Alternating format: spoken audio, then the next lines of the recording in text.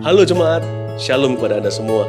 Saya bersyukur kita bisa tutup tahun bersama-sama. 1 tahun lagi berlalu dan penuh dengan kenangan indah, suka duka. Tapi banyak di antara jemaat yang sudah memberitahu kepada kami bagaimana mereka mengalami Kristus dalam segala sesuatu. Tahun depan masih sama temanya, belum berubah karena kita masih butuh lebih banyak pengalaman lagi. The year of encountering Christ in everything, atau tahun mengalami Kristus dalam segala sesuatu.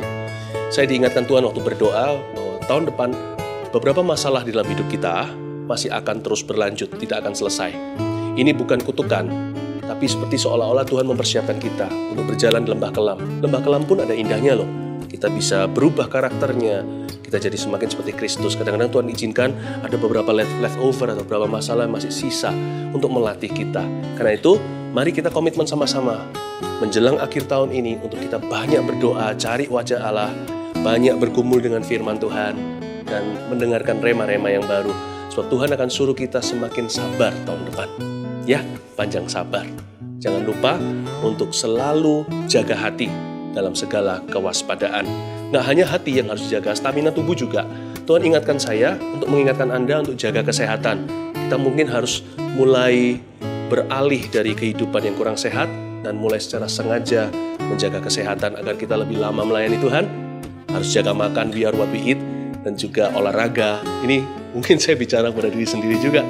Tapi ayo kita komitmen bersama-sama saling ingatkan, apalagi dalam keluarga. Ya, saling mengingatkan untuk kita lebih sengaja untuk menjaganya, bukan hanya untuk kita, tapi untuk orang-orang yang kita kasih, terutama untuk Tuhan, karena tubuh adalah bait Allah.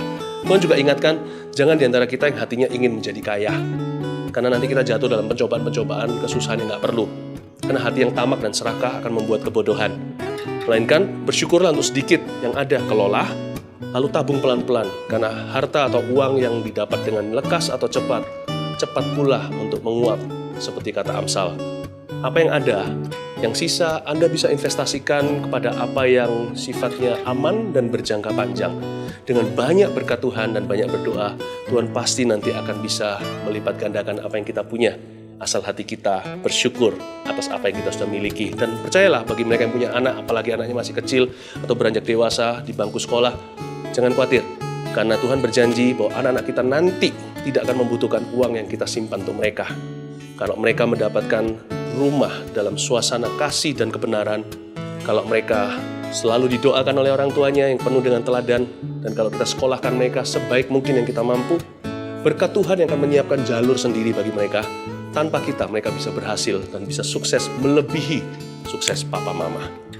Dan ingat juga untuk selalu tulus, tidak punya agenda yang ganda. Kalau sama orang itu apa adanya, luar dalam harus sama, tidak boleh munafik, yang Tuhan ajarkan pada saya dan untuk ajarkan kepada Anda, ya titik ini, karena tulus itu mahal. Dan Tuhan cinta orang yang tulus hati, karena firman Tuhan berkata juga di Mazmur, Tuhan itu baik pada mereka yang hatinya bersih. Mari kita sama-sama masuk ke dalam tahun yang baru ini. Masih ada suka, masih ada duka, tapi Tuhan ada di kedua-duanya, dan kita menjadi lebih dari pemenang. Tidak ada satupun pengalaman kita akan disia-siakan, tapi membawa kita lebih tinggi dan lebih sungguh-sungguh, lebih diberkati, dan lebih dipakai Tuhan secara luar biasa. Let's enter God's promised land. Ada 12 bulan penuh kemuliaan, Januari hingga Desember, Tuhan Yesus akan menyertai setiap kita. Immanuel, mari kita berjalan dengan Tuhan dan alami perkara-perkara besar.